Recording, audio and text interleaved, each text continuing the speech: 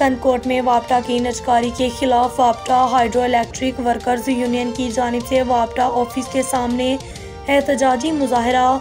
कनकोट वापटा मुलाजमीन ने वापटा ऑफिस के सामने एहतजाजी मुजाहरा करके धरना दिया। मुजाहरे की क़यादत यूनियन रहनुमा असगर बजारानी और दीगर ने की।